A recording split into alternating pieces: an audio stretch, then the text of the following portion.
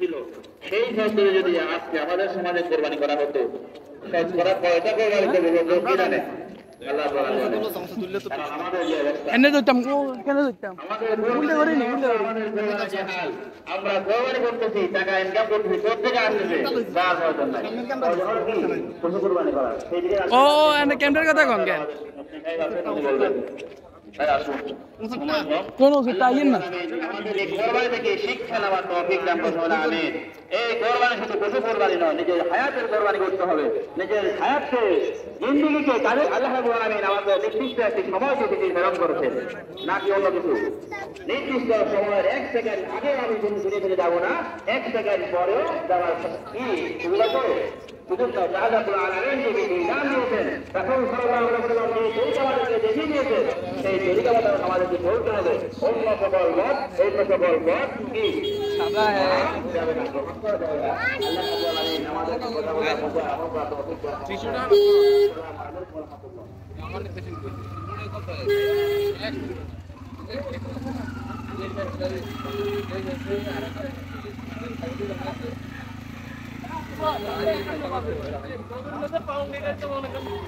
अरे बैंक में है तो तू बरल बैंक की कॉलेज लगी इसमें ना बैंक की कॉलेज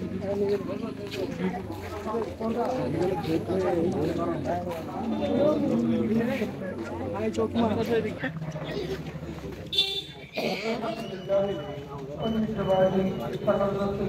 अरे यार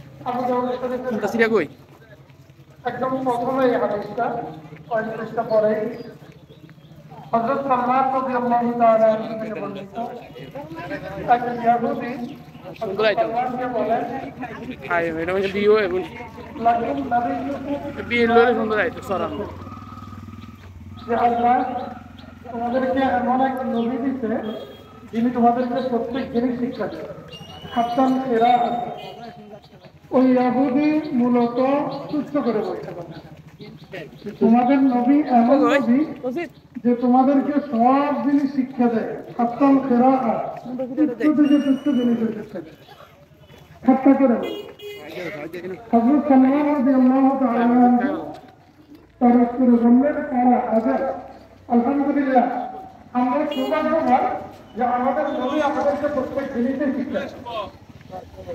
এই হাদিসটার মূল আলোচনা ছিল 3টা বিষয়। প্রথম বিষয় ছিল হযরত সালমান বলেন যে আলহামদুলিল্লাহ আমাদের নবী আমাদেরকে সব জিনিস শিক্ষা দেয়। প্রথম যে আমাদের নবী আমাদেরকে নিষেধ করেছে কেবলার দিকে মুখ অথবা পিঠ করে প্রস্তাব পায়খানা করতে। দ্বিতীয় বিষয় বলছে যে আমাদেরকে আমাদের নবী শিক্ষা দিয়েছেন যেন ডান হাত দ্বারা আমরা ইস্তেঞ্জা না করি, ডিরেক্ট ব্যবহার অথবা পানি খরচ না করি। তৃতীয় কথা বলছে যে আমাদের নবী আমাদেরকে শিক্ষা দিয়েছেন আমরা যেন প্রত্যেকে অন্তত 3টা ডিলা ব্যবহার করি। কথাগুলো সহজ, একটু মনোযোগ দেন। আমরা এখন শুধু দুনিয়াবি ক্ষেত্রে না, দিনের ক্ষেত্রেও আমাদের দৃষ্টি অনেক উপরে। আমাদের তেলাওয়াত শুদ্ধ নাই, কিন্তু আমরা অনেক বড় স্কলার হয়ে যাই। অথচ একজন মুসলমান, আল্লাহ রাব্বুল আলামিন বলেন যে একজন মুসলমানের হায়াত হলো এমন যে তার প্রত্যেকটা সময় প্রত্যেকটা মুহূর্তে সে চাইলে লক্ষ লক্ষ নেকি কামাই করতে পারে। কিন্তু আমরা আজকে উদাসীন, অনেক বড় দিকে আমাদের নজর, ছোট ছোট